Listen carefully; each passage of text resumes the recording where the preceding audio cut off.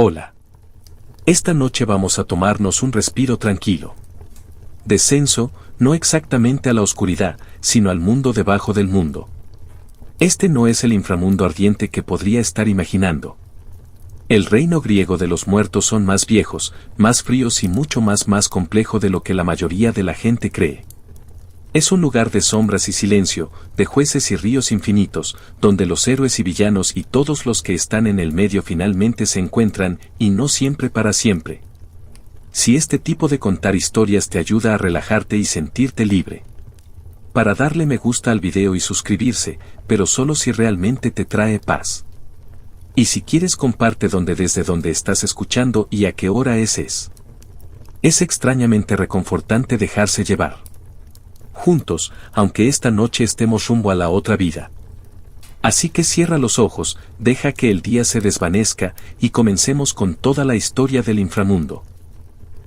Imaginar si se quiere, esa muerte en la antigua Grecia se trataba menos de arpas y halos y más sobre papeleo y una caminata muy larga. Bienvenido al inframundo. No exactamente el infierno, no exactamente el cielo, y ciertamente no es el lugar en el que te topaste no invitado. No se trataba de una vida después de la muerte vaga, sino de una vida completamente nueva. Terreno formado completo con ríos, puertas, jueces y el tipo de ambiente eso haría que incluso el más persistente el agente de viajes lo duda. Los griegos no imaginaban el más allá como algo celestial. Flotar hacia arriba fue más bien algo posterior. Innovación. No, para los antiguos griegos la muerte era un descenso. Se creía que el inframundo o Hades yacen bajo la tierra, un vasto ecodominio donde los muertos, sin importar virtud o vicio, acabó. Había excepciones, por supuesto. Ya llegaremos a aquellos que obtuvieron ascensos o descensos más tarde, pero el modelo estándar fue simple. Cuando mueres, caes. Vale la pena destacar la idea de lo descendente.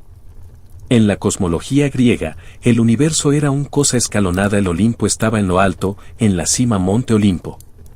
El mundo mortal se extendió en el medio, y debajo de todo, el inframundo esperaba como una sombra. Él no era un lugar de tormento, per se, al menos no para la mayoría, pero no era la idea de jubilación de nadie. Plan, tampoco. El nombre Hades se refería tanto a la reino y a su rey. De vez en cuando convención de nombres confusa como llamar tu piso Philip y luego invitando Philip viene a tomar el té. El reino de el Hades, sin embargo, era vasto y complejo. Cartografiarlo es entender a los griegos miedos y creencias más profundos y, en ocasiones, sentido del humor sombrío. El viaje a el Hades comenzó con la muerte. Naturalmente, Hermes, el dios siempre polifacético, sirvió como psicólogo, un papel que suena como victoriano insulto, pero en realidad significa guía del alma. Fue Hermes quien gentilmente condujo a la recién muerto del mundo de los vivos hasta el umbral del inframundo. Y allí, a las puertas, estaban los 5 ríos, el primero y quizás el más límites poéticos de la tierra de la muerto. Cada río del inframundo tenía un propósito y una personalidad, y ninguno de ellos particularmente amigable. Aarón, el río de la aflicción, fue el principal entrada, un torrente doloroso que las almas de los muertos tuvieron que cruzar. Él no era exactamente acogedor. Piensa más en suspiros eternos que en balbuceos. Arroyo. Palos. El más famoso de los 5 fue el río del odio. Se abrió paso a través del inframundo, formando una especie de foso fantasmal alrededor del palacio del mismísimo Hades. Los dioses, curiosamente, juraron sus juramentos más sagrados por palos. Si uno rompieron tal juramento, se vieron obligados a permanecer sin aliento durante un año. Los griegos tomó muy en serio las promesas y los ríos. Flectón, el río de fuego, fluía como lava fundida a través de Tartris, el reino profundidades más sombrías. No es un río para hacer picnic además, a menos que te gusten las aceitunas, flambeado. Cositis, el río de lamentación, con eco de los gritos de los malditos. Tenía un eco excelente. Lo que presumiblemente empeoró las cosas. Y luego estaba Lifi, el río de olvido, ofreciendo un olvido tan completo que incluso el dolor desapareció. Un sorbo y olvidarías tu vida, a ti mismo y tu pasado. Religiones mistéricas posteriores como los de los órficos incitan a beber. De Neosoni, el río de la memoria en cambio. Suponiendo que pudieras encontrarlo. Por supuesto, estos ríos no estaban destinados a existir navegado. Eran límites metafísicos. Simbolizando emociones y transiciones del alma. Formaron una especie de poesía topográfica, un alma pasada desde el dolor al odio, del fuego a el olvido en el viaje hacia su descanso final. Para cruzar el Aarón se necesitaba los servicios de Carran, un anciano que pilotó el ferry de los muertos. Carran no trabajaba gratis. Él esperaba pago en forma de oble, una pequeña moneda que tradicionalmente se coloca debajo la lengua o en los ojos del fallecido durante el entierro. Los que no tienen los pagos se quedaron varados, vagando la orilla del río por la eternidad. Como desafortunados mochileros que olvidaron reservar alojamiento. Esta tradición dio origen a una de las costumbres funerarias más perdurables de la antigüedad Grecia. Las monedas en la boca no estaban meramente simbólico. Eran logísticos. Uno no quería arriesgarse a quedarse estancado al lado de Carran sin nada más que arrepentimiento y una boca seca. Una vez al otro lado del río, el alma pasaría por Cerberus, el temible perro de 3 cabezas que custodiaba las puertas. A diferencia de los perros modernos, Cerberus no era interesado en masajes en la barriga. Su trabajo era mantener las almas dentro, no fuera. Estaba en efecto la respuesta del inframundo al aeropuerto seguridad. Aunque es mucho menos probable que extravíe su equipaje. Cerberus rara vez causaba problemas excepto cuando Heracles lo sacó a rastras durante uno de sus trabajos y cuando Orfeo se adormeció a dormir con música. Ese es el tipo de caos en el lugar de trabajo, incluso a Hades no le gustó. Un poco como tener un dragón como recepcionista y encontrarlo tarareándole a un mentiroso. Una vez pasada la puerta, las almas eran clasificadas. No por una recepcionista divina con una portapapeles, pero por 3 jueces, Minos, Radamanto y Aquis. Eran antiguos reyes mortales a los que ahora se les ha dado promociones postas a árbitros de destino eterno. Desde allí, las almas fueron a uno de 3 lugares. Aspodel Meadows fue el más destino común. Las almas aquí vagaban en un crepúsculo gris. Mundo, despojado de memoria e identidad. No era un castigo, solo aburrimiento. El versión griega de la eterna mediocridad. El Elíseo, o los Campos Elíseos, era un paraíso para los héroes y especialmente justo.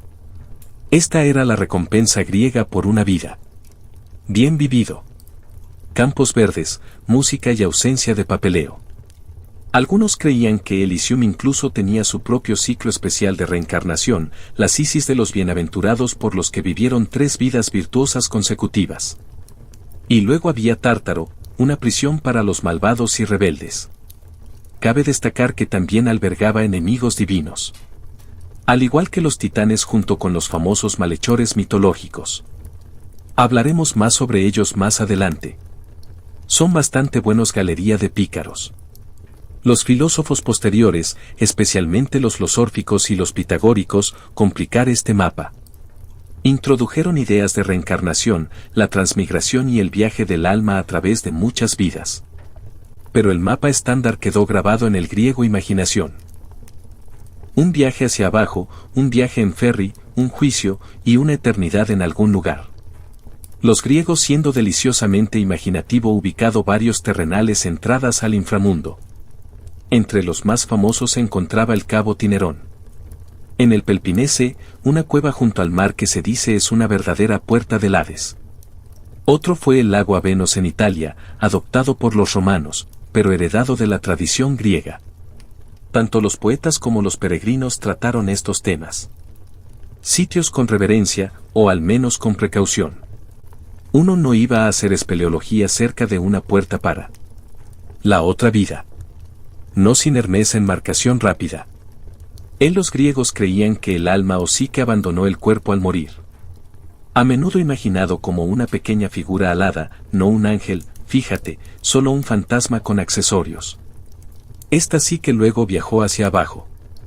Pasando por todas las etapas que hemos mencionado. Curiosamente, el alma en griego la tradición no era necesariamente inmortal en un sentido celebratorio. Se quedó ahí. El recordado a veces, pero se vio disminuido. Esta no era una fe de resurrección. En la otra vida era una sombra de la vida, no una gloriosa continuación de la misma. A entender el inframundo es comprender la moral griega. La vida transcurría bajo la sombra constante de la muerte, y el más allá no era un sistema de recompensa o castigo tanto como un espejo que refleja tus obras, pero vagamente.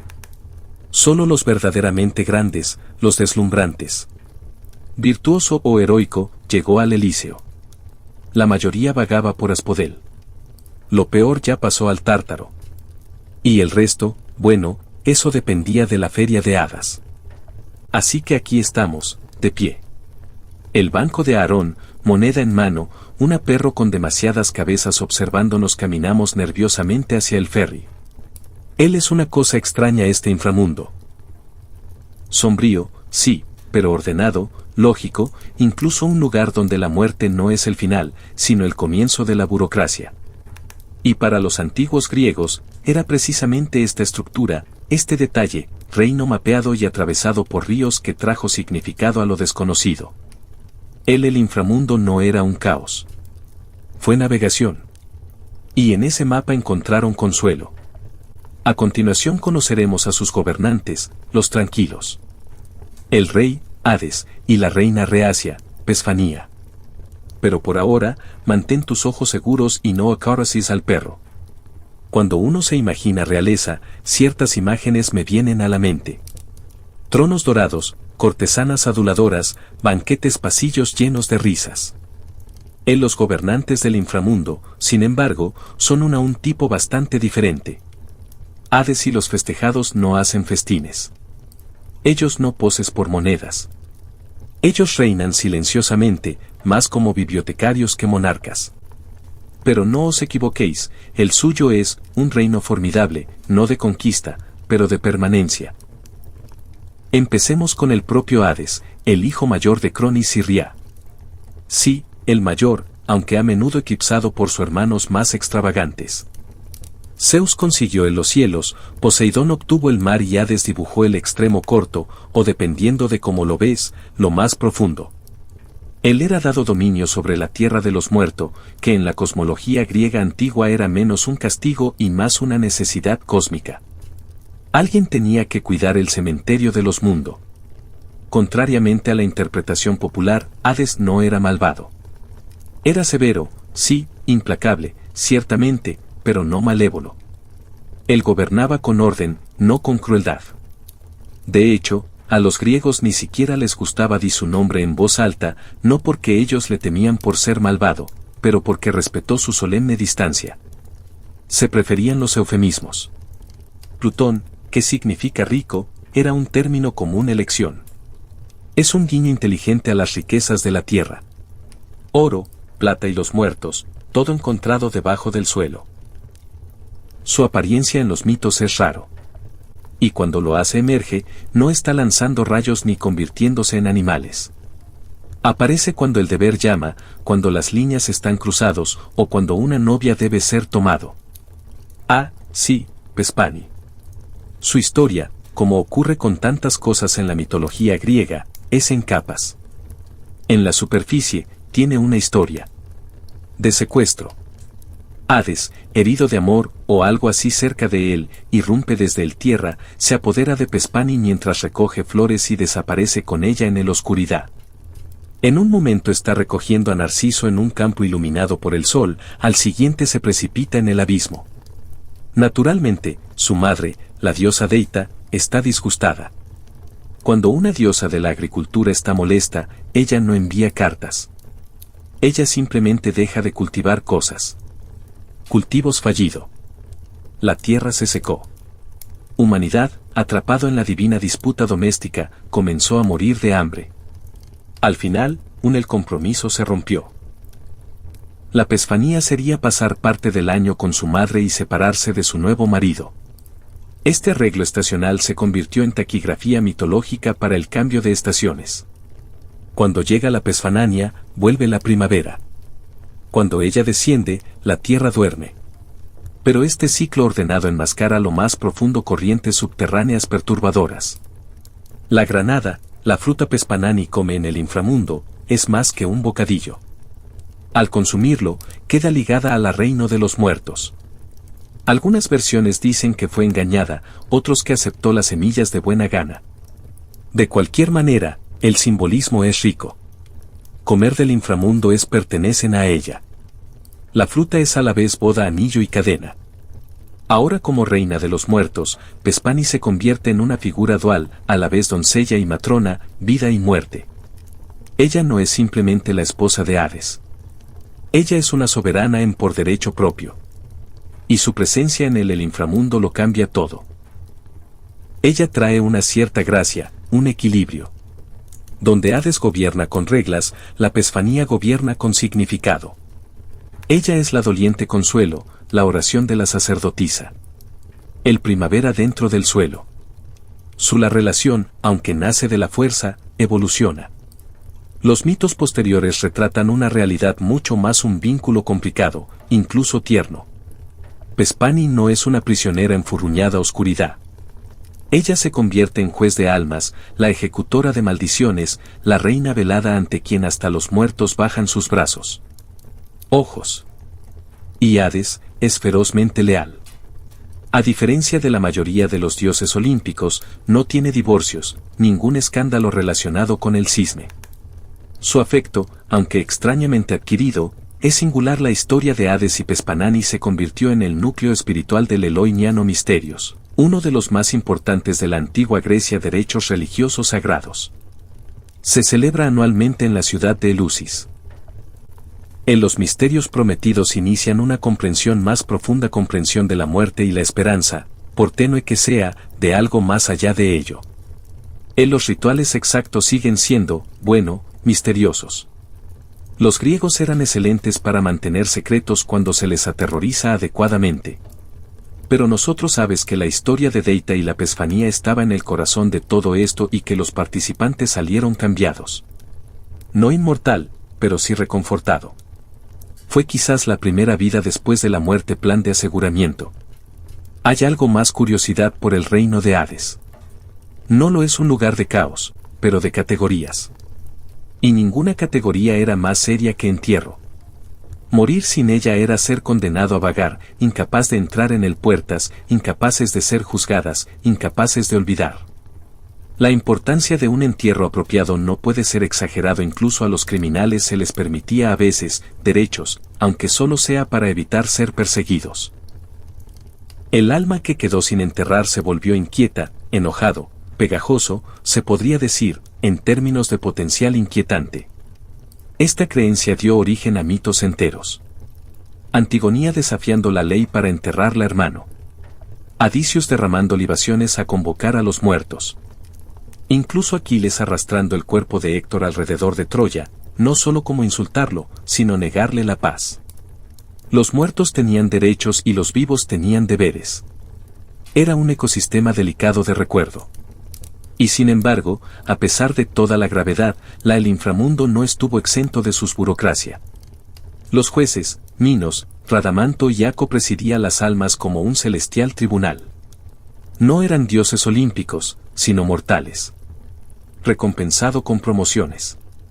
Minos en particular era considerado como el juez principal. Un antiguo rey de Crea, ahora clasificando tonos como un civil mítico servidor. Sus juicios se basaban en la vida. Hechos, aunque los criterios eran flexibles. El heroísmo ayudó. También lo hizo la piedad. La arrogancia excesiva, por otra parte, tendía a resultar en algo más desagradable: alojamientos. Aún así, la mayoría de la gente no aterrizó en Tártaro. Eso estaba reservado para los peores infractores, los que rompen el juramento, asesinos de parientes y aquellos que realmente molestaban los dioses. El resto, como hemos dicho, se barajó en silencio hacia los prados de Asfódelos, donde vagaban como medio recordados sueños. Pero está en el Hades y la dualidad de Pespani que vislumbramos algo atemporal. No son luz y oscuridad, sino quietud y retorno. Hades es el final silencio. Pespanani, el susurro que lo rompe, él tiene las llaves. Ella camina entre mundos. Su reinado no se basa en truenos ni gloria, pero inevitabilidad. Y en el fuerte griego, hay algo sagrado sobre la inevitabilidad. Al inframundo no se le temía porque fue monstruoso. Se temía porque era permanente. Fue justo e inflexible. Incluso los dioses se inclinaron ante sus reglas. Cuando Sarpedón, el hijo de Zeus, murió en el campo de batalla, ni siquiera su divina los padres podrían intervenir. Su cuerpo fue llevado. Su alma enviado silenciosamente, irrevocablemente, a infierno. El destino no se doblegó, ni siquiera por Olimpo. Y aquí quizás radique la verdad. Poder de los gobernantes del inframundo. No en su riqueza o su trono, pero en su moderación. Hades nunca se rebela. Vespani nunca abandona su puesto. Ellos no hagas alarde. Ellos no conquistan. Ellos perdurar. En un panteón lleno de drama. Permanecen silenciosos y eternos. Es bastante elegante a su manera. La mayoría de los dioses exigir atención. Hades y Pespanani solo piden ser recordado. Así que la próxima vez que escuches el susurro de serpentear entre las hojas secas o sentir el silencio del invierno asentándose sobre la tierra, tú podrías pensar en ellos, el rey tranquilo y la reina que regresa. No están aquí castigar. Están aquí para recordarnos que todo termina. Que todo regresa. Y en algún lugar en la oscuridad debajo de la tierra, están esperando, no con malicia, pero con certeza. Ahora, vamos a dejar atrás su corte en sombras. Porque en nuestro próximo descenso nos encontraremos con los propios jueces de los muertos y explorar cómo la moralidad, la memoria y los mitos se entrelazan en el alma final. Ensayo. Solo asegúrate de traer tu mejor defensa. Si pensabas que la muerte en la antigua Grecia significaba un simple fundido a negro, piensa de nuevo. Los griegos tenían un profundo cariño por formalidad y el más allá no fue una excepción. Una vez te habían enviado al otro lado del río, asentiste cortésmente al perro de cabeza libre y entró en los pasillos sombreados de infierno. Había un último obstáculo para superar, juicio. Porque hasta en la muerte hay papeleo. Bienvenidos entonces al Tribunal de los Muertos. Presidido no por dioses sino por libertad mortales de aspecto bastante serio que tenían ganado a través de diversas acciones en la vida privilegio eterno de clasificar almas como oficiales de aduanas celestiales. Sus nombres eran Minos, Radamanto y Aquis. En conjunto juzgaron a cada alma que entró al inframundo. Individualmente, bueno, cada uno trajo su propio sabor a la corte. Vamos comienza con Minos, antiguo rey de Cree, constructor de laberintos, pastor de minotauros. Los mitos lo describen como sabio, justo y ocasionalmente aterrador. En vida, era una persona mixta.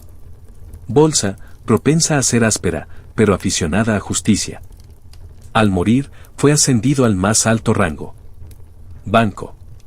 Juez principal, revestido de dignidad, siempre frunciendo el ceño. No estaba solo, por supuesto. Curso.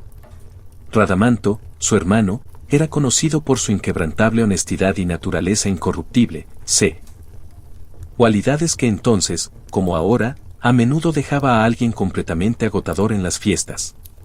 Se le asignaron las almas de los orientales, griegos de Asia Menor y las islas, y se dice que juzgó con amabilidad de pureza moral que no admitía excusas. Si fueras un embaucador o incluso vagamente presumido, probablemente Radamantus te envió embalaje. Y luego estaba Aco, gobernante de la isla de Aina en la vida y en muerte, el juez de los del mundo occidental. Especialmente el continente griegos. Acus tenía un currículum bastante impresionante, incluso para los estándares mitológicos.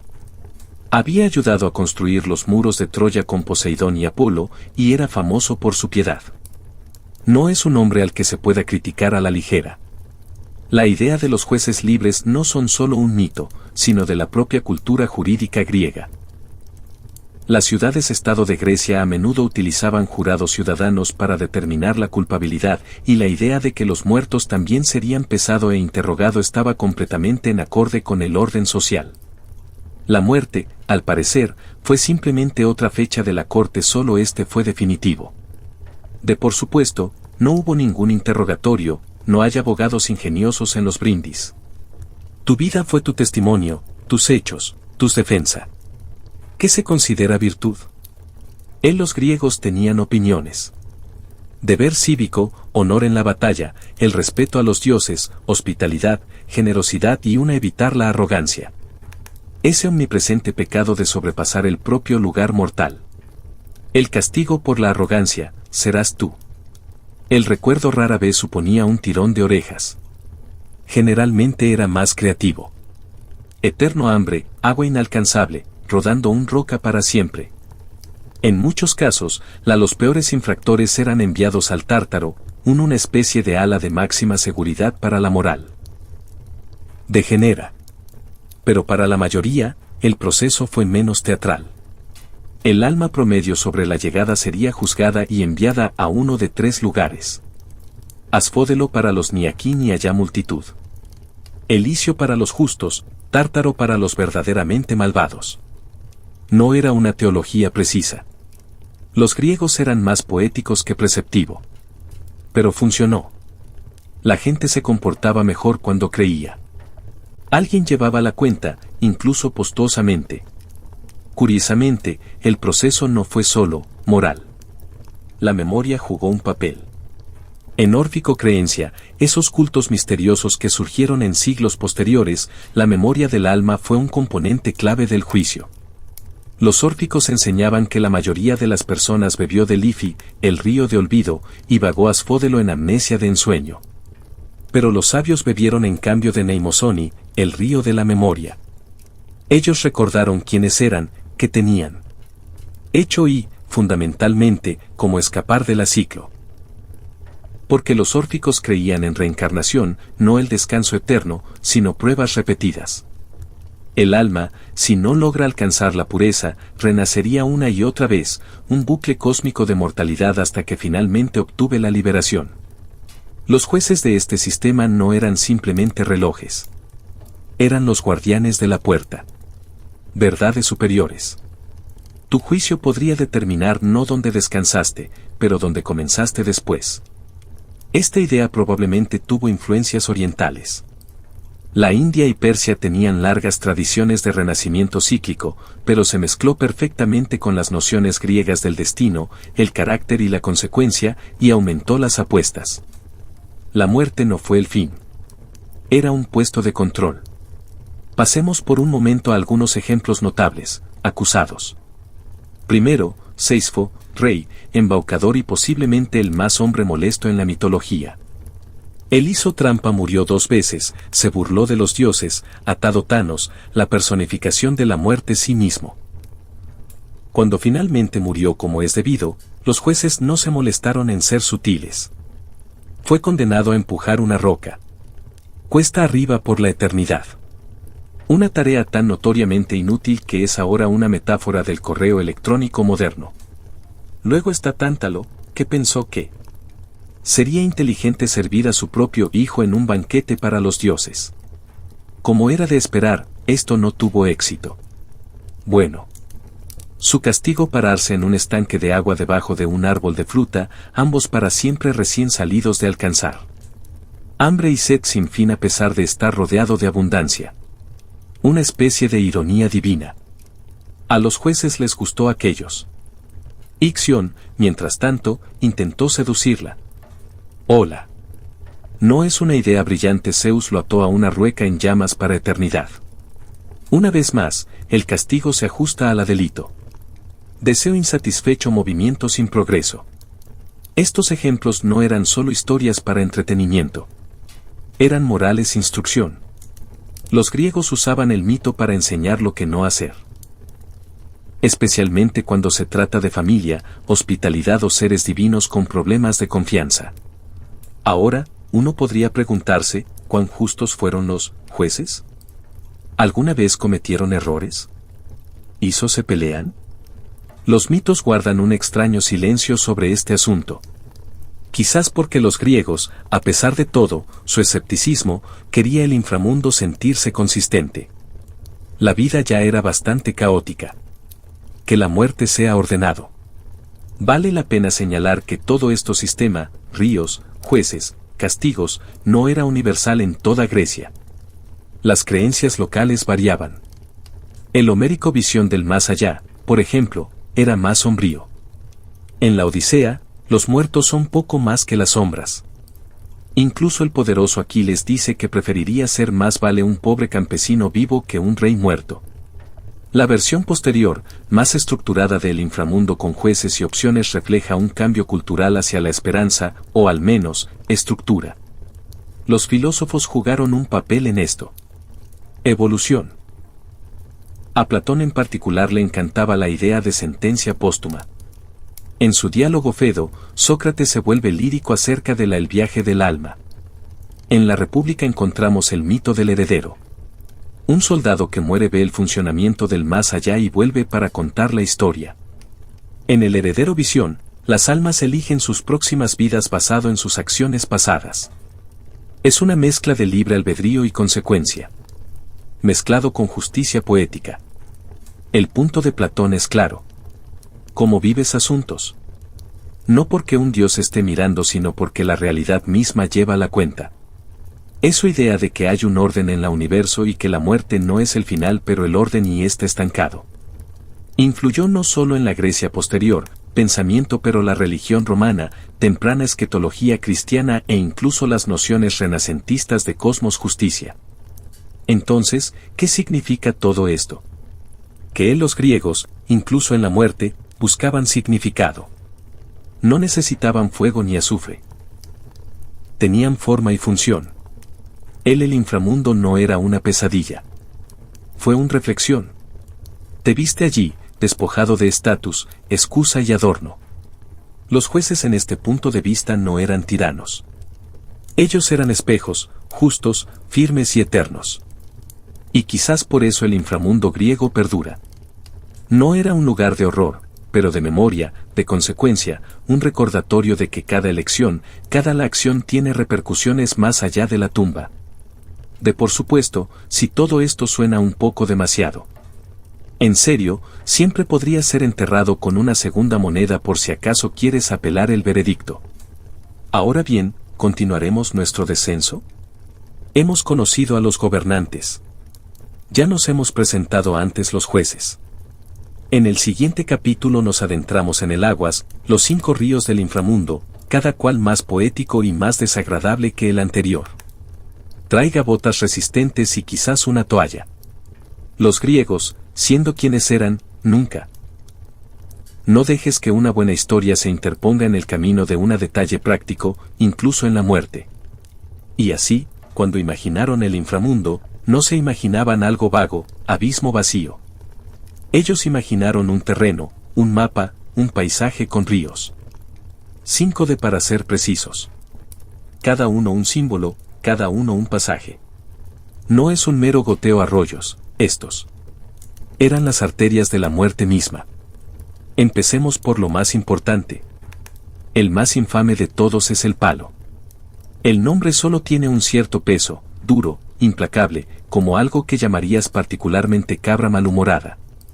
Pero en la mitología griega, Estis era el río de odio, la corriente negra que rodeaba el inframundo 7 veces más. No fue solo un río lo que cruzaste. Él fue uno sobre el que juraste. Incluso los dioses lo temían. El propio Zeus honraba los juramentos. Hecho con palos. Si un dios mintió mientras invocando su nombre, no estaban simplemente frunció el ceño. No, fueron arrojados a un coma de 1 año. Seguido de 9 años del exilio del Olimpo. Eso es casi una década de divinidad. Silencio, que para alguien como Hermes debe haber sido una agonía. La diosa Estigia, sí, era una deidad. Así como un río, era hija de Oyanis y Tepis y los primeros en llegar con Zeus en la gran guerra contra los titanes. En agradecimiento, le concedió a su río el más alto honor, el fundamento de la verdad. Todos los juramentos hechos sobre él eran vinculantes. Los mortales tenían el destino.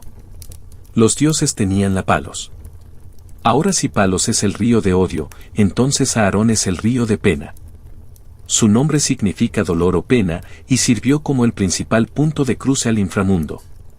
Este era el río que los recién muertos se acercó primero. En sus orillas esperaba Karan, la siempre hada gruñona, exigiendo su moneda, una oblea escondida debajo de la lengua, o colocado sobre los ojos durante el entierro. Un pequeño precio por el paso a la eternidad. Aarón era un río tanto en el mito como en geografía divertida. Hay un verdadero río Arón en el noroeste de Grecia y sus pueblos antiguos creía que era una entrada literal a el inframundo. Hoy en día se puede visitar, aunque nadie recomienda intentar pagar el hombres de feria. Filosóficamente, Arón representa el dolor de la muerte misma. El cruce no es meramente físico. Es emotivo. Dejas atrás el mundo, tu familia, su nombre. El agua no es para limpiar, es para cortando. Y luego llegamos a Flegapón, el río. De fuego. No es fuego metafórico, mente tú. Torrentes llameantes, ardientes arroyos siempre ardientes que serpentean a través de la parte más lúgubre de la inframundo, Tártaro. Si alguna vez tus vacaciones salieron mal que involucra lava, ya estás familiarizado con el ambiente general. Flegapón era literalmente el fuego del infierno. No solo ardió. Quemó él el concepto mismo de esperanza. Virgilio en el Anit describió su rojo intenso. Inundación como silbando y gimiendo como sangre hirviendo encantador. En algunas versiones del mito, incluso se unió la campaña. El odio y el fuego se mezclan juntos, lo que suena más bien como una reunificación familiar en determinados hogares.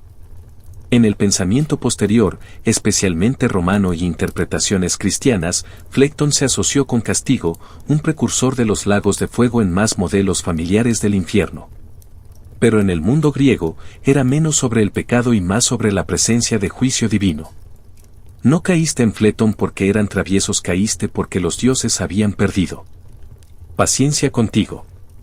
Cositis, por el contrario, era el río de lamento, un lento arroyo triste que serpenteaba a lo largo de su camino a través de los confines más desolados de infierno. Fue alimentado, según dijo el poeta, por el lágrimas de los condenados, aunque uno sospecha eso es una metáfora más poética que ciencia hidrológica. Aún así, cumplió una función clara. Le recordó al alma lo que tenía perdido.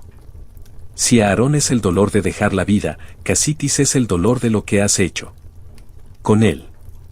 Algunas fuentes sitúan a Casitis en el exterior. Confines del inframundo donde el almas de aquellos que rechazaron un entierro apropiado o murió en desgracia a la deriva en un sinfín lamentación, olvidado, no reclamado. Incluso el nombre es desagradable. Barbacoa cutus. Se pega en la garganta como un sollozo. Realmente apropiado.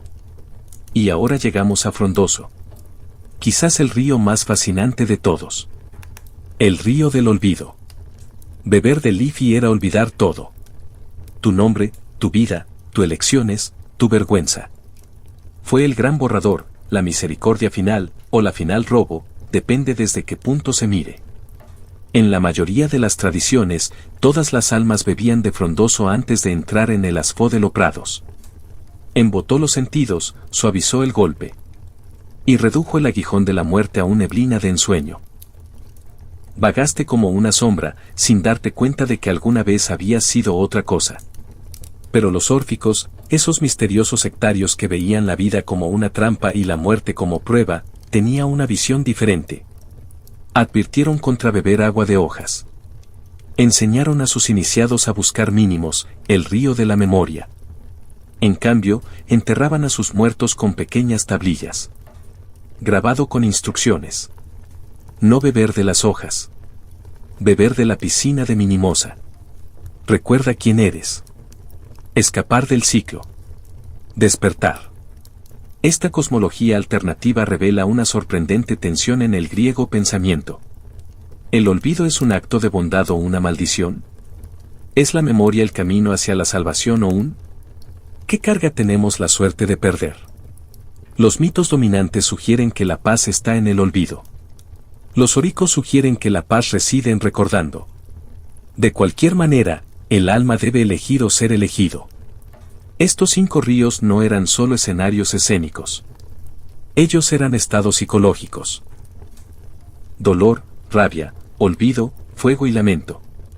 Juntos formaron un símbolo viaje, uno que reflejó las etapas del duelo, o quizás los pasos de transformación espiritual. No moriste simplemente. Te cruzaste ríos. Pasaste por el dolor. Tú olvidó. Te quemaste. Lloraste. ¿Solo entonces llegaste? Vale la pena recordar lo que el inframundo, a pesar de todo su drama, se trataba menos de castigo que transición. Estos ríos no eran obstáculos. Ellos fueron elementos de cambio. La muerte no fue una puerta. Era un delta del río. Cada camino se dividió y fluyó y se reunió en formas misteriosas. En el arte y la literatura, los ríos aparecen frecuentemente. En la Odisea, Odiseo debe convocar a los muertos cerca de Arón. En la Poe de Platón describe los grandes abismos de la tierra en el que desembocan estos ríos. En Romano Épica, la influencia persiste. Anías debe navegar por estas mismas aguas guiado por los civiles en su viaje a través del inframundo. Incluso Dante en su infierno tomó prestado el nombres, aunque torció sus significados para adaptarse a un nuevo marco teológico. Flecton se convierte en un río hirviente de sangre para los asesinos. Casitis es un lago helado de traición. La sutileza griega ha desaparecido y ha sido sustituida por contabilidad moral. Pero los nombres perduran, y lo mismo ocurre con las metáforas. Todavía hablamos de cruzar ríos, de quemar puentes, de beber para olvidar. Estas antiguas corrientes fluyen hacia nuestro lenguaje, nuestra imaginación, nuestros sueños. Los griegos no solo cartografiaron el vida futura. Mapearon la vida interior con ríos que reflejaba más el paso del alma con mayor precisión que cualquier mapa o brújula. Hoy en día, uno podría verse tentado a descartar estas son fábulas pintorescas, notas polvorientas en una religión olvidada. Pero pensemos en cómo todavía hablamos de pérdida. El dolor llega en oleadas.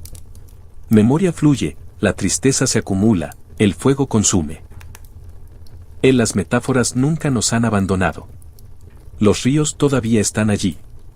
Así que cuando tus propios días tengo ganas de pasear entre orillas, cuando te abres paso entre la tristeza o te olvidas de tu propósito o arder de arrepentimiento, en cierto sentido estás recorriendo viejos caminos. Estás recorriendo antiguos cursos de agua. Estás recordando lo que decían los griegos. Ya lo sabía. Que la muerte no es un momento. Es un viaje. Y el alma, como una hoja en el corriente, se desplaza lentamente hacia algo más adentro. Y en el próximo capítulo, veremos. Conoce al hombre de las hadas que lo inicia todo. Caron, guardián del cruce. No olvides tu moneda. Él es terriblemente quisquilloso con eso. Ya estás muerto. Has descendido.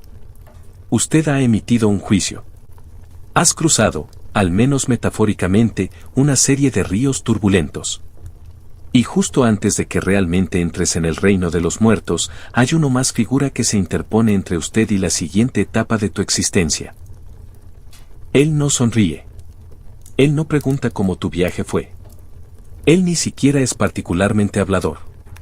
Esta es Charon, la hombre de las hadas del inframundo, el hombre con el barco, y el más grande del mundo política monetaria obstinada. Charon, cuyo nombre significa algo entre feroz brillo y mirada aguda, dependiendo de qué poético es tu griego antiguo. Es una de las figuras más icónicas de la inframundo, y con razón. Él es el primer empleado que conoces. Menos un saludador, más bien un guardián, y absolutamente alérgico a la charla trivial. Su trabajo es simple. Transportar a los recién fallecidos a través del río a Arón, o en algunas versiones, el Palos y depositarlos en las orillas del reino de Hades. ¿Suena mundano hasta que te das cuenta de que ha estado haciendo este trabajo? Sin un solo día libre desde el amanecer de muerte humana. No es de extrañar que esté de mal humor. Pero antes de profundizar demasiado en su evaluación de desempeño, hablemos logística. Para poder pasar en el barco de Charon barco, necesitas haber sido enterrado propiamente, lo cual en términos griegos antiguos significaba más que simplemente cavar un hoyo. Los muertos tenían que estar preparados con derechos, oraciones y lo más importante, una moneda. Un ovo, una pequeña pieza de plata o bronce colocado debajo de la lengua o sobre los ojos. Esto no era simbólico. Esto fue justo. Y Charon, a pesar de todo su silencio ceñudo, no dirigía una organización benéfica. Sin pago, al alma se le negó el embarque. No excepciones. Estarías obligado a esperar indefinidamente en las orillas. Un fantasma atraso de pasajeros impagos. En Homero Odisea, tales almas vagan, olvidadas y sin reclamar, murmurando como el viento a través de lecturas. No castigado exactamente, simplemente atascado, lo cual podría decirse que es peor. Es por esto que en todo el mundo griego, las costumbres funerarias se tomaban muy en serio. Morir sin uno era una especie de falta de hogar espiritual, incluso los enemigos a veces eran enterrados. Por puro temor a la represalia divina. Dejar un cadáver sin enterrar no era solo un insulto. Fue una maldición. Se invitó a apariciones, plagas y todo tipo de inconvenientes cívicos. Se esperaba que los muertos se comportaran, pero solo si los vivos hicieran su parte primero. Karen entonces se convirtió en algo más que un simple barquero mitológico. Era un símbolo de transición y de obligación. Él defendía la idea de que la muerte tenía términos. Y si esos términos no se cumplieran, los muertos sufrieron un proceso burocrático lento. Purgatorio, no porque fueran malos, simplemente porque no fueron procesados. Ahora, visualmente hablando, Charon evolucionó. Bastante. En un jarrón griego primitivo pinturas, es un anciano andrajoso con una capucha, una barba espesa y un palo largo. Práctico, sin prejuicios, el tipo de persona que parece ser he estado viajando por la misma ruta desde entonces antes de que Prometeo robara el fuego. Más tarde, las interpretaciones romanas lo volvieron más esquelético y monstruoso, demacrado, sombrío, con ojos hundidos y mejillas hundidas, el prototipo de nuestra moderna parca. Pero los griegos preferían a su Charon, cansado, no malvado. Nunca fue representado como malvado. Él no torturó. Él no lo hizo juez. Él simplemente cumplió con su deber. El tipo de profesionalismo sombrío que podría esperarse de un auditor fiscal de carrera o un guardia de museo mal pagado. Él demuestra arriba, en Bayard, solemne y serio, saludando a Hermes mientras se le entrega todavía otro lote de almas. Los dos rara vez charlar. Después de todo, hay trabajo que hacer. Hecho. Incluso los dio. Ces parecieron dejarlo en paz. Hades no microgestionó, y Hermes simplemente dejó las almas en la terminal como un sobrenatural conductor de reparto. Charon los ayudó a cruzar. Sin alboroto no hay gloria. El barco de Charon, curiosamente, nunca fue descrito con mucho detalle. Los griegos no estaban demasiado preocupados. Con especificaciones náuticas. No hay poesía florece sobre madera tallada o velas tejido por ninfas. Lo que importaba era la cruce, ese breve, irreversible viaje del mundo de los vivos a el mundo de los muertos. El barco no estaba un vehículo. Fue un momento. Y momentos en la mitología griega siempre importa. En algunos cuentos, Charon aparece más allá de su papel habitual. Durante el 12º trabajo de Hércules, la captura de Cerberus de la inframundo, el héroe, muy vivo, exige paso. Karen, para su crédito, se niega, pero Heracles, siendo Heracles, lo convence. Al estilo heroico griego habitual con puños. El hombre de las hadas está maltratado. El héroe cruces, y como castigo, Charon es encarcelado durante un año. Ya te lo puedes imaginar, su representante sindical tuvo un día de campo. Otro el visitante famoso es Orfeo, que encanta a Charon no con fuerza, sino con canción. Su música, tan desgarradoramente hermosa, suaviza incluso la costra del hada. Corazón. Y deja pasar a Orfeo. Búsqueda de Eurídice. Es un raro momento de indulgencia. O tal vez solo un bienvenido descanso de siglos de silencio. Luego está Anías, el héroe romano que se acerca a Charon en Anid de Virgilio.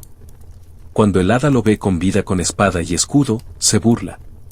Ningún hombre vivo pasa por aquí, dice en tantas palabras latinas.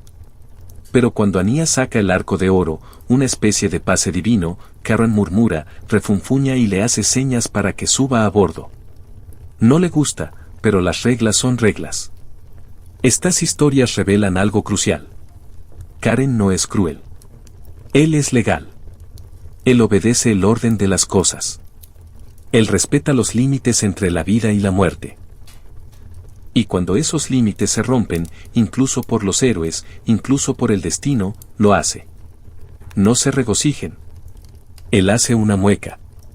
Porque en realidad, es solo más trabajo para él. En la tragedia y la filosofía griegas, Charon ocupa un lugar muy importante. Él no es una personificación de la muerte, que sería Thanos, sino más bien su administrador. Él no viene por ti. Él espera, siempre esperando, una sombra en la orilla. Se volvió tan icónico que su nombre y su cruz entró en expresión común. La feria de Caronte era una frase para la muerte misma. Los poetas describieron a sus personajes como abordar los barcos o entregarlos oblígalo. La metáfora estaba tan arraigada que incluso siglos después en el cristianismo y el islam ley, persisten los ecos del barquero. Incluso hay evidencia arqueológica de su importancia. Excavaciones en todo el mundo griego desde Ática hasta Sicilia se han descubierto tumbas con monedas colocadas a propósito en bocas. Inscripciones en tablillas órficas habla directamente con Charon. Dile que soy un hijo de la tierra y del cielo estrellado. Déjame aprobar. Incluso en la muerte, parece que hubo protocolo. Y de alguna manera, la presencia de Charon plantea preguntas profundas. Si tienes que pagar para entrar al otro mundo, ¿qué significa eso? Decir sobre la justicia, sobre la economía, sobre el legado.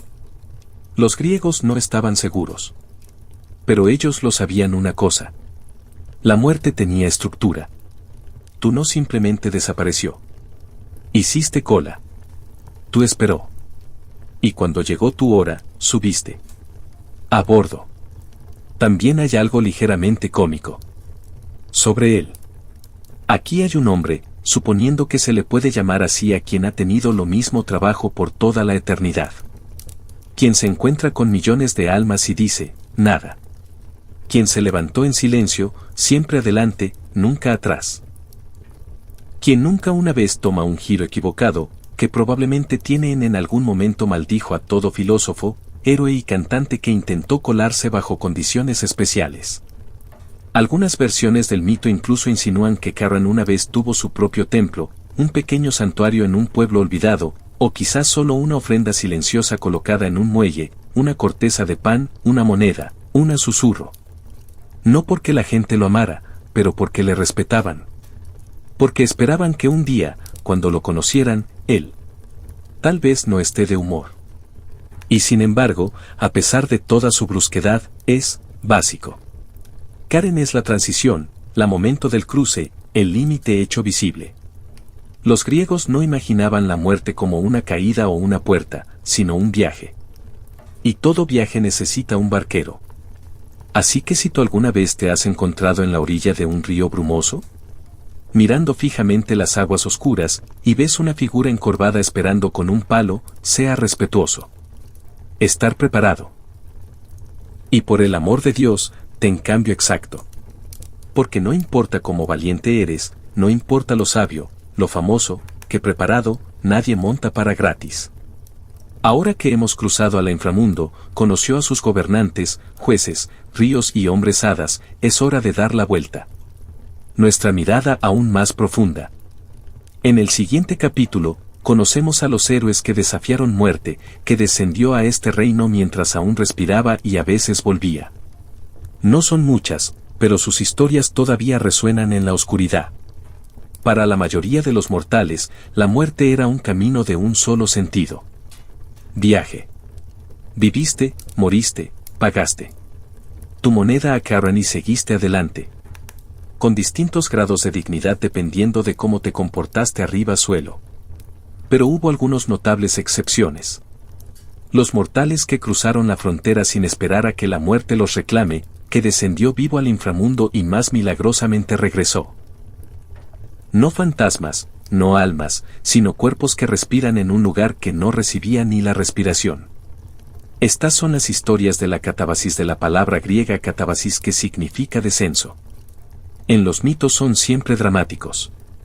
En realidad, bueno, si uno cree en tal cosas, probablemente traumáticas. Sin embargo, ofrecen algo raro en griego. Pensamiento. Un puente entre mundos, un vistazo al reino de los muertos, filtrado a través de los ojos de los vivos. Empecemos con uno de los más famosos, Orfeo, hijo de la musa Coyapi, y por según todos los relatos, el mejor músico del mundo. Mundo antiguo. Orfeo no empuñaba una espada. Él no mató monstruos. Él jugó el papel de mentiroso. Y cuando lo hizo, hasta las piedras lloraron. Su música podía calmar tormentas, encantan a los animales y, a medida que gira, fuera, reorganizó brevemente las reglas de vida y muerte. Cuando su esposa Eurídice murió, una mordedura de serpiente, como siempre en el mito, Orfeo estaba inconsolable. Pero en lugar de maldecir a los dioses o desgarrarlos, sus vestiduras, hizo algo mucho más inquietante. Entró en el inframundo. Sin ejército, sin engaños, solo un hombre y un mentiroso. Pasando más allá de las puertas del Hades como si tuviera una cita. Y increíblemente, él el inframundo escuchó. Cerberus se acostó sus muchas cabezas. Las furias, normalmente inmune al sentimiento, dejó de molestar sus dientes. Incluso Hades y Pesfanania, notoriamente impasible ante los mortales, se encontraron parpadeando para contener una lágrima o dos. Orfeo pidió una cosa. Eurídice volvió a la vida. Él no rogó. Él cantó. Los gobernantes estuvieron de acuerdo con una condición. Eurídice lo seguiría de regreso, pero no debe mirarla hasta que llegaron al mundo superior. Si él girara, aunque fuera por un momento, ella estaría perdido. Y así caminó paso a paso. A través de la oscuridad. Sus pasos detrás de él se desmaya. Pero allí llegó. La superficie, vio salir la luz del sol, y giró justo antes de cruzar. Una mirada, y ella se había ido, esta vez para siempre. El mito, por supuesto, es trágico. Pero habla de una idea más profunda: la muerte no solo es definitiva, sino peligrosa. Delicado. Ni siquiera el amor, ni siquiera el arte pueden desafiarlo completamente. Y Orfeo, a pesar de todos sus dones, se olvidó que las reglas a continuación no son como aquellas arriba. Ahora bien, si el viaje de Orfeo es poético, Heracles es musculoso. Sus catabases fueron uno de sus 12 trabajos: descender al Hades y traer de vuelta a Cerbero, el sabueso de 3 cabezas, vivo y ileso. ¿Por qué? Bueno, porque el rey Euriteo, quien emitió los trabajos, se estaba quedando sin ideas. Y quizás porque incluso un pequeño rey disfruta viendo a un semidios retorcerse, Heracles, preparado cuidadosamente, no era nada sino metódico en su violencia. Él buscó la ayuda de Hermes y Atenea, fue purificado en Eleusis, y luego marchó audazmente hacia el reino de los muertos. No hay mentiroso, no hay lágrimas, solo fuerza bruta y una capa de piel de león. Le preguntó a Hades cortésmente para Cerberus. Hades, quizás cansado, estuvo de acuerdo. Con la condición de que Hércules lo sometiera a la bestia sin armas. Heracles, que nunca se acobarda ante un desafío que implica luchar contra algo con demasiadas cabezas, abordó a Cerberus. Con sus propias manos, lo obligó a entrar. Su misión, y lo arrastró gruñendo de vuelta a la superficie. No fue un acto de amor. No fue trágico, pero era el tipo de heroísmo que los griegos admirados. Crudo, sin complejos y práctico. Heracles no conquistó la muerte, pero maltrató a su guardián, y eso estuvo bastante cerca. Luego está Teseo, quien junto con su ligeramente el amigo menos inteligente Perhaus, también intentó entrar al inframundo. Su objetivo, secuestrar a Pespanani, la reina de los muertos, y hacer sus casas piratas brillante. Ahora bien, este no fue un plan nacido de brillantez. Hades, al encontrarse con los 2 héroes, sonrió, lo cual, dado el contexto, debería han sido una advertencia. Los invitó a sentarse. Lo hicieron y lo encontraron inmediatamente. Ellos mismos fusionados a sus asientos, físicamente atrapado, atado por magia, tal vez incluso el destino. Se quedaron así, eternamente. Inmovilizado en la llamada silla de olvido, hasta Heracles, durante su propio catabosis, los encontró y logró Tesus gratis. La casa Pir, sin embargo, fue dejado atrás. Los dioses no estaban muy interesados en rescatar a alguien cuya gran ambición era seducir a la esposa de la muerte. El cuento es instructivo. No te metas con la reina del inframundo y nunca te aventures con un amigo que tiene ideas por encima de las suyas. Estación mitológica. Una de las catabosis más inquietantes, sin embargo, las historias se encuentran en Homero. Odisea. En el libro 11, se le dice a Odysseus que busque profecía de los muertos, específicamente del vidente ciego, Taideseius. Para ello, navega hasta el borde del mundo y realiza un ritual, cavando una trinchera, vertiendo libaciones de miel, leche, vino y sangre, y llamando los espíritus de los muertos. Y ellos vienen en masa. No solo Taideseius, sino guerreras, reinas, madres, perdidas compañeros de barco. Incluso Aquiles, que declara con tristeza que preferiría ser un hombre pobre vivo que un rey entre los muertos. Es un pensamiento escalofriante. El héroe de héroes, reducidos al anhelo de los más pequeños placeres de la vida. Odiseo no entra en el inframundo. Él se queda parado en el borde, pero lo que ve lo deja conmocionado. Los muertos no duermas tranquilo. Ellos tienen hambre. Se agolpan. Anhelan el recuerdo. El viaje no es un triunfo. Es una estimación. Estos cuentos catavistas sirven varios propósitos. Son, ante todo, dramáticos. El vivo que camina entre los muertos tiene una cierta llamarada. Pero también refuerzan ideas centrales del pensamiento griego, que el inframundo no es un lugar para los vivos, que sus leyes son absolutas, y que aquellos que los desafían rara vez emergen indemne. Y, sin embargo, el hecho mismo de que estos existen historias de que los mortales descendieron y regresar, sugiere algo esperanzador, una grieta en la piedra. Un hilo de posibilidad. La muerte es definitiva, sí, pero no siempre. Impenetrable. Las tradiciones posteriores ampliarán este aspecto. En mito romano, Aínes no solo visita el muerto. Conoce a su padre, lo recibe. Sabiduría, y ve las almas del futuro romanos esperando nacer. Para Virgilio, el inframundo no es solo memoria, sino profecía. En los misterios órficos, el alma desciende no una sino muchas veces a través vidas buscando la purificación.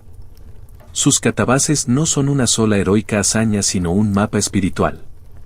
El alma cae, olvida, recuerda y vuelve hasta que encuentre liberación. Sus héroes no son guerreros sino inicia. Estas historias influyeron en todo lo que vino después. El infierno de Dante con su La visita guiada por el infierno es larga. Catabasis. El descenso de Cristo al inframundo en la tradición cristiana se hace eco de lo mismo estructura. Incluso la literatura moderna toma prestado el tropo. El héroe que debe descender a oscuridad, enfrentar la muerte y regresar cambió. En todos estos cuentos, el descenso no es castigo. Es una transformación. Y quizá eso es lo que los griegos se entiende mejor. Que enfrentarse a la muerte, amíralo, camina a su lado y aún así el retorno es el mayor conocimiento de todos. El héroe no vence a la muerte. Él sobrevive. Él ve sus reglas y las cumple. Aprende a vivir de manera diferente. Así que, ya sea que uno lleve un mentiroso, un garrote o una moneda, la lección es la misma. Aquellos quien entra al inframundo debe salir algo atrás y nunca regresa del todo lo mismo. En el próximo capítulo, veremos. Viajar más profundo de lo que cualquier héroe jamás se atrevió al Tártaro, la prisión debajo incluso infierno. Un lugar no para mortales, sino para monstruos, titanes, y aquellos que ofendieron a los dioses de maneras eso simplemente no podía ignorarse. Traer una antorcha y sentido de la proporción. Debajo del inframundo, debajo del ríos, bajo los prados de Asfódelos y los campos de Elysium, se encuentran algo más oscuro, más viejo, menos lugar, más bien una consecuencia. Un hoyo no tallado en la tierra, sino en los huesos del mito en sí. Bienvenidos al Tártaro, el prisión de los condenados y lo divino, la abismo en el borde de todo. Al principio había caos y fuera del caos vino Gea tierra y de Gea tanto Urano el cielo como el Tártaro el fosa. Los poetas antiguos eran bastante claros en esto. El Tártaro no era solo una ubicación. Era un ser primordial, una presencia, una especie de profundidad cósmica. Si Gea era el suelo bajo tus pies, el Tártaro era la gota que caía sin fin debajo ese terreno, el no más de la universo. Más tarde, la palabra Tártaro se convirtió en la abreviatura de la región más baja del Hades. Pero al principio era mucho peor. En la teología de Hesíod, decía que un yunque la caída del cielo tardaría 9 días para llegar a la tierra y otros 9 para caer de la tierra al Tártaro. Así de abajo es donde estamos hablando. No es un agujero, pero un límite, una zona de contención para lo que incluso los dioses no podían permitir que vagaran libremente. El Tártaro fue utilizado para encarcelar a los titanes, esos seres elementales colosales que gobernó antes de los olímpicos. Durante la Titanomachi, la gran guerra entre los dioses y sus predecesores, Zeus y sus hermanos lucharon desde el monte Olimpo, mientras los titanes lanzaban montañas de Oferis. Cuando el polvo finalmente se resolvió el problema y los olímpicos ganaron con un poco de ayuda de las hecatonerías. Gigantes de 100 manos útiles en una pelea. Y los titanes se encerraron en el Tártaro. No fueron arrojados como piedras sin más. Abajo de un pozo. Estaban atados con cadenas. De lo divino, firme e indestructible metal y sellado. Cronis, una vez rey del cosmos, ahora languidecía en silencio. Algunas versiones dicen que todavía duerme, otros que contempla la venganza, pero ninguno sugiere escape. Porque el Tártaro no es una prisión de la que puedas salir. Es un en qué castigo te conviertes. Sin embargo, los titanes no eran los únicos residentes. Entra Sisfo, el hombre más inteligente que jamás vivido y quizás el más irritante. Sisfo, rey de Corinto, tenía la costumbre de enfureciendo a los dioses. Él encadenó Thanos, la personificación de la muerte, para evitar que la gente muera. Para aún así bien esto funcionó sorprendentemente bien hasta que Aries intervino, furioso porque ya no moría nadie en la batalla. Cuando Sisfo fue finalmente capturado y convencido a su esposa no enterrarlo, entonces se quejó a Pespanani de que no había recibido los derechos adecuados y por lo tanto no pudo estar muerto todavía. Ella le permitió regresar al mundo de los vivos. Para solucionarlo, tras lo cual él inmediatamente se negó a regresar. 2 veces escapó de la muerte, pero la tercera vez él encantó. Fue condenado al Tártaro, donde ahora empuja una roca cuesta arriba por la eternidad, solo para que ruede hacia abajo justo antes de llegar a la cima. Cada tiempo, esperanza seguida de fracaso. Un bucle sin fin de casi. Y luego está Tántalo, que pensó, es prudente poner a prueba la omnisciencia de los dioses mediante sirviéndoles un guiso hecho por su hijo. Los bacalaos, afortunadamente, se dieron cuenta. Sabor sospechoso. Tántalo fue castigado siendo puesto en un charco de agua debajo de un árbol frutal. Pero cada vez que quería beber o comer, el agua retrocedería y la fruta levantar lejos hambre sin satisfacción, deseo sin recompensa. De él obtenemos la palabra tentar, un recordatorio de que el lenguaje recuerda crueldad. También está Igen, rey mortal, asesino y amenaza general que intentó seducir Ola. Zeus, al ponerlo a prueba, creó una nube en forma de ella. Ixión, siempre encantador, cayó en la trampa. De esa unión surgió la raza de los centauros. Zeus, impasible, ató a Ixión a una rueda llameante que gira por la eternidad. Los griegos, como veis, tenían una particularidad, genio para adecuar el castigo al crimen. Y luego tenemos a los daneses, las 50 hijas de Denos, muchas de las cuales asesinaron a sus maridos en su noche de bodas. Su castigo llenar un recipiente que gotea con agua infinitamente como Sisfo como Tántalo condenado no por el dolor sino por la inutilidad. El Tártaro no es fuego y azufre, es fallo repetido. Los griegos no lo hicieron inventar este tipo de castigo. Los mitos mesopotámicos y egipcios tienen sus propias versiones. Pero los griegos hicieron es elegante, personal y moralmente irónico. Si mentías, te negaban la verdad. Si hiciste trampa, te engañaron. Si intentaras superar a los dioses, fuiste aplastado por tu propia ambición. Y hablando de ambición, una de los habitantes más fascinantes del Tártaro es un monstruo que en realidad nunca vivió entre los hombres. Tifón, nacido de Gia y Tártaro, Tifen era un tormenta de una criatura. Tenía 100 cabezas de dragón, cada una escupiendo fuego y alas que se extendían a través de los cielos. Desafió directamente a Zeus. Y casi ganó. Por un tiempo, los dioses huyeron aterrorizados. Según el himno heroico a Dionisio, se transformaron en animales y se escondieron en Egipto, un delicioso trocito de mitología cruce. Pero finalmente Zeus se recuperó y atacó. Tifón con un rayo y enterrado bajo el monte Etna. Algunos dicen que su fogosidad del aliento todavía alimenta el volcán. Tifen no fue colocado en Tartris solo para contenerlo, pero para asegurar que pudiera nunca más te levantarás. Tartus en este sentido no es un lugar. Es una etapa. La visión griega del castigo no se trataba puramente de crueldad. Fue sobre restablecer el equilibrio. El crimen cósmico exigió cósmico consecuencia. No en nombre de la venganza, pero en nombre del orden. El universo tenía un ritmo y quienes lo alteraban fueron arrojados a los márgenes del Tártaro. Sin embargo, curiosamente, el Tártaro no era solo un lugar de castigo. En algunas tradiciones esotéricas, particularmente entre los oricos y pitagóricos, el Tártaro también era un lugar de purificación, un crisol ardiente para el alma, ardiendo alejando sus fechorías, preparándolo para eventual renacimiento. La reencarnación, después de todo, era algo muy profundo. Creencia sostenida en algunos círculos griegos.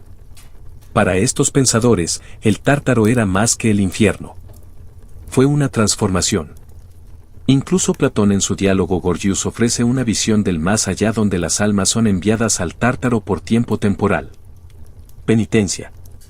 No todos se quedan para siempre, algunos regresan perseguidos, iluminados. Esa idea del castigo como purificación marca un paso del mito a la filosofía. Pero no lo romanticemos demasiado.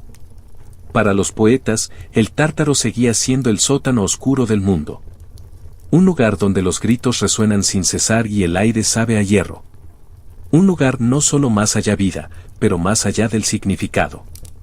Y si tú creo que nadie se atrevió a visitarlo, bueno, piénsalo otra vez. Heracles, como se mencionó, descendió para buscar a Cerberus. Pero algunos dicen que también vislumbró el Tártaro. Miró hacia el abismo y oyó el llanto. No dijo nada sobre lo que cierra. Él simplemente regresó más fuerte. Orfeo, durante su descenso, escuchó un sonido a distancia. No música, no discurso, una especie de molienda, quizás la rueda de Ixión, quizás algo más antiguo. En la poesía romana posterior, Lucano describe el Tártaro de forma horrorosa. Detalle, lleno de fantasmas, gorgones y las cenizas de esperanza. Se convirtió en el modelo para infierno cristiano posterior. Pero el griego, la versión siempre conservó algo más fresco, más clínico. No estabas quemado. Estabas aburrido. No estabas estridente. Estabas esforzándote. También vale la pena señalar que el Tártaro no era para mortales. No la mayoría de ellos. Tenías que hacerlo algo verdaderamente memorable. Matar a los parientes, desafiar a los dioses, entrometerse con el destino. La cobardía o la avaricia cotidianas no se solucionaron. Tú enviaste allí. No, eso te hizo ganar el praderas de Asfódelos, que dependiendo de tu tolerancia a los paisajes grises, podría haber sido igual de malo. En de algún modo, el Tártaro se mantenía apartado. Fue una advertencia, un límite y una narrativa herramienta. Y realmente todavía está con nosotros. La palabra el Tártaro ha persistido hasta nuestros días. Idioma. Aparece en los videojuegos, novelas, teología e incluso cocina. Aunque la fuente de sarro es misericordiosamente no relacionado. Es nuestra abreviatura cultural para él lo peor que puede pasar. No dolor, no incluso miedo, pero consecuencia eterna. Porque para los griegos, esa era la verdadero horror. No la muerte en sí, sino que vino después. No un castigo, sino ser recordado solo por tu crimen. Para vivir en el mito, no como un héroe, sino como un ejemplo, una advertencia. Entonces, la próxima vez que escuches hablar de alguien salirse con la suya, recuerda en griego pensamiento, nadie lo hace realmente. No en el a largo plazo, no en el ritmo mítico del cosmos. La justicia puede ser lenta, pero es exhaustiva. En nuestro próximo capítulo, salimos del abismo y caminar hacia la luz. No el mundo de los mortales, pero Elysium, el paraíso de héroes, filósofos y poetas. Pero no te relajes todavía. Incluso el paraíso tiene condiciones. Y a veces la recompensa es mayor. Complicado que el castigo. Si el Tártaro es el sombrío sótano del cosmos, todas las cadenas, futilidad y divinidad decepción, entonces el Elíseo es su ático dorado, un lugar de vientos suaves, primavera interminable, y música suave tocada con arpas que nunca desafines. Pero no te pases cómodo. Esta es la mitología griega. Después de todo. Y hasta el paraíso viene con papeleo. El Elíseo o los campos elíseos era el recompensa por lo excepcionalmente bueno, la notablemente heroico y ocasionalmente justo. Ya no bien conectado. Mientras la mayoría de las almas vagaban por el anonimato gris de los prados de Asfódelos y los peores fueron abandonados gritando en el Tártaro, unos pocos afortunados se despertaron en Elysium y encontraron ellos mismos no sufrir, que según los estándares griegos era asombroso. Pero no confundamos esto con el cielo. El Elysium no fue concedido por misericordia o fe.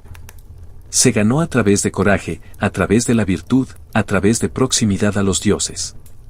No entraste confesando. Entraste por ser importante. Las primeras menciones del Aliso aparecen en Homero. En la Odisea, se le cuenta al héroe Menao, que no morirá, sino que será enviado hasta los confines de la tierra hasta el Elíseo, donde la vida es fácil, el aire siempre es dulce, y la brisa del mar canta. No nieve, sin tormentas, solo paz.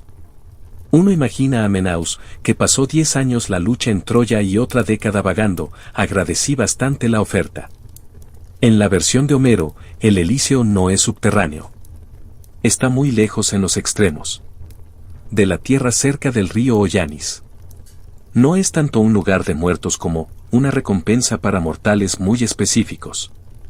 En otras palabras, el Aliso temprano no es democrático, es élite. Pero con el tiempo el mito evolucionó. En la época de Píndaro en el siglo V a.C., se vuelve menos una ubicación física y más un destino espiritual. Las almas juzgadas como justas fueron enviadas allá. No solo héroes sino poetas, filósofos, incluso deportistas. Aquellos que habían vivido no solo con valentía sino bueno. Más tarde aún, bajo el imperio órfico y influencia pitagórica, el concepto de la reencarnación se apoderó de todo. Y aquí, Elysium pasó a formar parte de un ciclo. Si el alma viviera virtuosamente, podría ir a Elíseo. Si viviera así 3 veces seguidas, 3 vidas virtuosas, podría escapar de la rueda del renacimiento por completo, y se le conceda la felicidad eterna en el pasillos de los bienaventurados. Piénselo como el salón VIP del paraíso, la recompensa por dominar mortalidad. ¿Qué se hacía en el Elíseo? Los mitos son vagos, lo cual es bastante característico de la marca. Paraíso.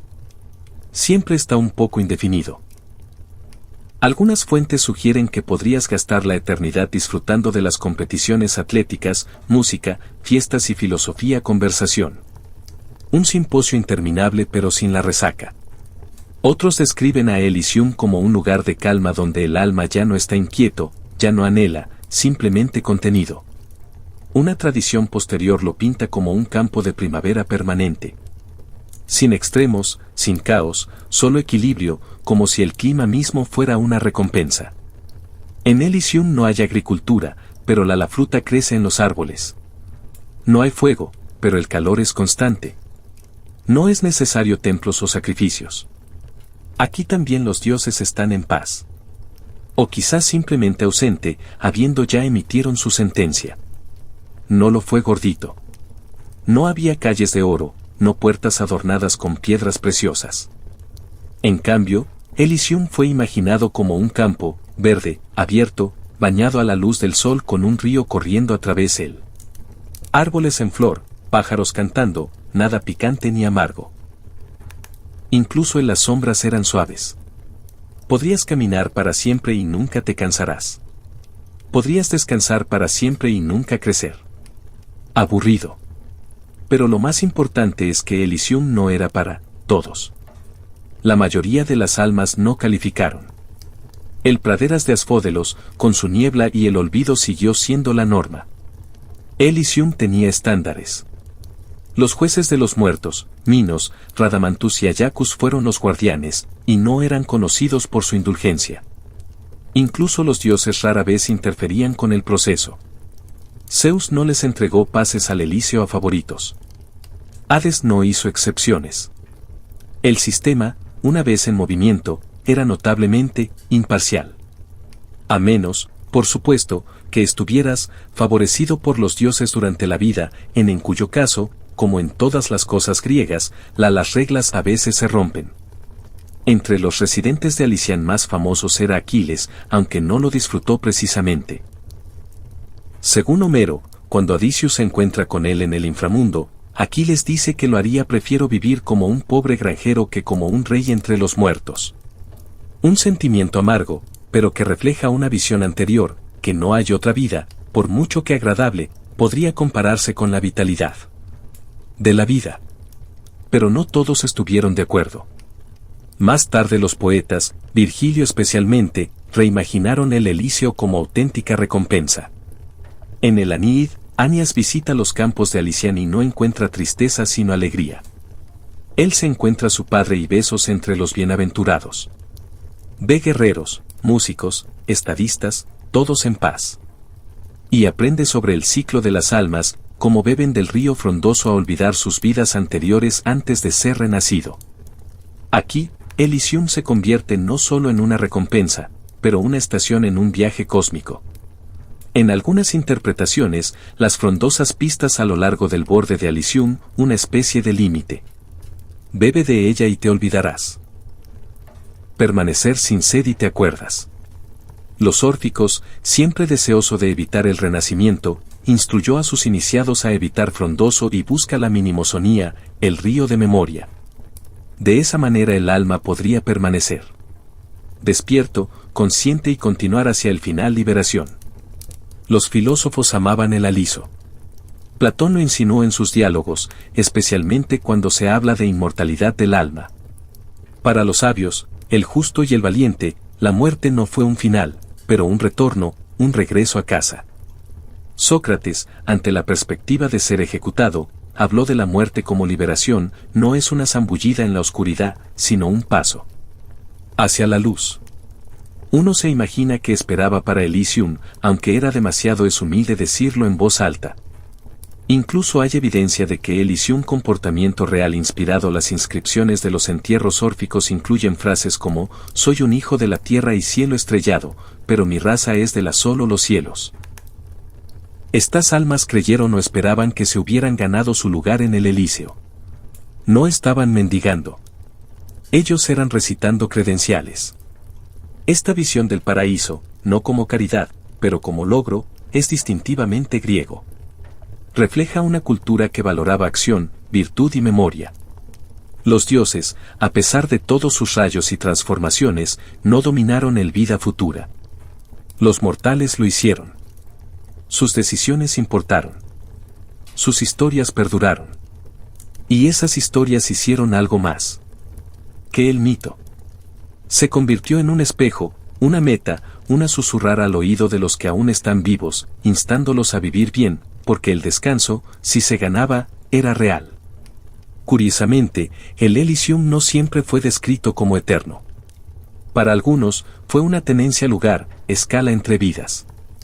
En ciertas tradiciones, incluso aquellos en Elysium podría optar por regresar al mundo mortal si así lo deseaban. En Aníid de Virgilio, Anias ve las almas de los grandes romanos que esperaban pacientemente en Elysium antes de renacer en historia. La otra vida, resulta ser, tenía carteles de reclutamiento. Algunas almas eligieron regresar, otras no.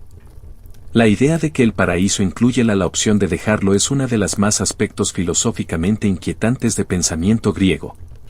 El cumplimiento podría existir, pero la elección también lo hace.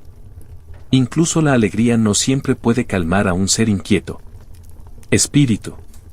Y no olvidemos las islas del bendecido, a veces considerado una extensión de Alicio, otras veces, un reino completamente separado. Reservado para los que vivieron 3 vidas justas, se decía que las Ails para ser aún más bella, aún más sereno. Allí siempre era primavera. La brisa estaba perfumado. Las estrellas brillaban más cerca. Si Alicium era un sueño, las islas eran la paz final del soñador. Los poetas también imaginado como un lugar de legado, donde los bardos podrían sentarse junto a sus musas, donde la sabiduría fluía como el vino, donde el ruido de la guerra y la política se desvaneció en memoria. Ya no se trataba de hacer más. Fue sobre el ser. Estar completo. Es curioso que los antiguos, tan a menudo centrados en la gloria y el poder, colocó la mayor paz no en triunfo, sino en dejarse ir. Que después de una vida de esfuerzo, el premio fue un verde campo y silencio. Quizás entendieron lo que a menudo decimos. Olvida que la recompensa más alta no es para ser recordado por otros, pero ya no es necesario. Y así Elysium espera, no con los brazos abiertos, sino con hierba suave, el cálido sol y el suave silencio de todo terminado. En nuestro próximo capítulo, descendemos una vez más, pero no en el castigo o en el paraíso. En cambio, nos encontramos con los seres que mantienen el inframundo en marcha. Criaturas, espíritus, y los ejecutores divinos que habitan en el espacio entre el mito y la metáfora. Severus, las furias, las sombras, los que no son juzgados, sino que juzgan, aquellos que no descansan y se aseguran otros lo hacen. A estas alturas, ya hemos conocido a los reyes y reinas del inframundo. Hemos paseado a través de sus campos, miró hacia sus cárceles y cruzó sus ríos. Pero hay otra clase de habitante que aún no hemos conocido. Los ejecutores, los ojos vigilantes, los dientes detrás del juicio. Estas son las criaturas y espíritus que habitan en las sombras, para no ser juzgado, pero para asegurarse de que se confirme la sentencia. No descansan. No renacen. Ellos son el personal. Empecemos con el más icónico de todos ellos. Severus, el sabueso de cabeza libre que guarda las puertas del Hades. A veces llamado el sabueso del infierno, aunque esa es una frase cristiana posterior, Severus no es malo, él es simplemente exhaustivo. Él se encuentra en el umbral del inframundo, no para mantener a la gente fuera, sino para mantener a los muertos dentro. Es importante distinción. Los griegos no se preocuparon mucho por demonios arrastrando a la gente al más allá. Se preocupaban por los muertos que vagaban fuera de nuevo. Cerbero aseguró la finalidad de la muerte. Si lo superabas, te quedabas atrás. Las descripciones de Cerbero varían. En algunos mitos, tiene 3 cabezas, cada una gruñendo e independiente, tal vez representando pasado, presente y futuro. En otros, él tiene 50 o 100. También puede tener un hombre de serpientes, una serpiente por cola y ojos que ven tanto la noche como el alma. A pesar de todo este terror, Cerberus es notablemente ineficaz contra ciertos musicales géneros. Orfeo, en su descenso, adormeció a la famosa El sabueso se acuesta con su mentiroso. En otras historias, Heracles lo somete con fuerza bruta, arrastrándolo hacia la luz del sol como parte de su 12º trabajo. Una tarea ingrata para Severus, quien simplemente quiere hacer su trabajo sin ser serenado, estrangulado o secuestrado. Aún así, es leal, temible, incansable, y como la mayoría de las entidades del inframundo, él no odia, él simplemente funciona. Hay algo casi trágico en él. El perro que nunca abandona su puesto, nunca corre, nunca juega, siempre mirando, siempre esperando. Pero Severus no está solo. Adéntrate más profundamente la penumbra y oirás otro sonido, no un gruñido, sino un silbido, susurro. Este es el reino de las harinas, las furias. Típicamente 3 de ellos. Ayeto incesante mega era a regañadientes. Anticipone vengador de asesinato. Son mayores que los olímpicos nacido. Algunos dicen que de la sangre de Urano. Cuando fue castrado por Cronis. Otros dicen que surgieron de la noche. Sí misma. De cualquier manera, son venganza. Encarnar. A diferencia de Cerbero, que permanece en el Hades, en las furias se mueven libremente. Viajaron a la superficie cuando es necesario castigar a quienes cometen estos actos. Crímenes atroces. Asesinato de parientes, traición de sangre, juramentos rotos sin posibilidad de reparación. No son maliciosos. Ellos son meticulosos. Las furias no son el castigo. Ellos son la persecución. Ellos persiguen. Ellos conducen su presa está loca. No a través de la tortura, a través de la culpa. En Orestia de Aquilus, las furias persiguen a Resta quien mató a su madre vengar a su padre. La moral es complejo. Los dioses están en conflicto. Pero las furias no debaten. Ellos aúllan. Ellos atormentan. Arañan la mente hasta que se reconozca la justicia, o una nueva se inventa la justicia para contenerlos. Finalmente, Atenea los calma y les ofrece, les otorga un nuevo papel como humanidades, amables, un rebranding diplomático, si siempre hubo uno. La idea era dar un santuario, un honor, un papel dentro del sistema de justicia de la ciudad. Pero uno sospecha nunca dejaron de ser furias, ahora estoy más tranquilo, esperando. Y luego ahí están las sombras. La mayoría de las almas del inframundo no son héroes. O villanos. Ellos son los anónimos, los muertos, los olvidados, los ordinarios. Estos son los tonos, pálidos, insustancial, sin memoria ni forma. En la Odisea de Homero, Odysseus debe alimentarles damos sangre para que puedan hablar. Sin ella, van a la deriva, murmurando, imbécil. En el pensamiento griego primitivo, la sombra o la psique es lo que queda de una persona. No el yo completo, solo el contorno, como un sueño de alguien que alguna vez conociste. No sufren, pero tampoco prosperar. No hablan a menos que se les hable. No son crueles, pero pueden serlo. Confundido. Las sombras pueblan el asfo de los prados en grandes cantidades. Miles de millones de ellos, uno se imagina, parpadeando como la luz de una vela en la niebla. Un campo de almas sin memoria, cada una habiendo vivido, amado, muerto y ahora indistinto. Es una de las visiones más inquietantes. Del más allá. No tormento, no recompensa, solo erosión. Y, sin embargo, incluso en las sombras deben ser vigiladas y gestionadas. Y aquí nos encontramos con otra clase de seres, los diamantes del inframundo. Estos no son demonios en el cristianismo. Sentido, pero espíritus menores. Algunos guían las almas, algunos ríos guardianes, cierta deriva entre roles, sombras al servicio de Hades. Entre ellos se encuentran los cuidadores, los espíritus. De muerte violenta, guerra, peste, accidentes. Ellos no matan. Llegan cuando la muerte es inevitable. Como buitres, pero con sentido de momento. Gieises las llama hijas de noche, hermanas de la perdición. En la batalla, ellos flotando arriba, esperando que se derrame la sangre. Se sienten atraídos por ello. Para no causarlo, para presenciarlo.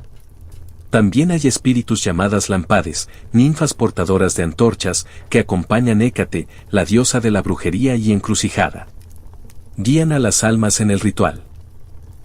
Ellos parpadean en los rincones oscuros del mundo, especialmente al borde de la noche o cuando la luna es delgada. A diferencia de las furias o Severus, no se les teme, pero ellos nunca están lejos. Y no debemos olvidarnos de Charon, nuestra hada del capítulo 5, que continúa a ir de un lado a otro, paciente, en silencio. Él no es una criatura de la bestia. Sentido, pero él es parte de este elenco. Un miembro del personal del inframundo, un engranaje en el máquina, confiable, mal pagada, inmortal. Los griegos imaginaban el inframundo como completo personal, totalmente organizado. Allá eran guardias, mensajeros, guías, agentes de la ley, incluso la patrulla fronteriza. Pero ahí no había ningún guardia real con armadura brillante, ningún coro de ángeles, no demonios regodeándose. El inframundo era digno y grave. Él se vigilaba a sí mismo con el ritual, la memoria y mito. Ahora, retrocedamos un momento. Preguntar, ¿qué representan estos seres? Severus no es solo un perro guardián. Él es el línea entre la vida y la muerte, crucible en una sola dirección, y aún así, no es fácil. Las furias no son solo diosas enojadas. Son la encarnación de la consecuencia. Especialmente el tipo que tratamos de olvidar. La culpa que no desaparece. El memoria que fers. La voz que susurra, ¿sabes qué? Lo hiciste. Las sombras no son simplemente almas. Son la inevitabilidad de siendo olvidado. Un reflejo del miedo griego no a muerte, sino del olvido. Morir es natural, pero ser no recordado, eso es trágico.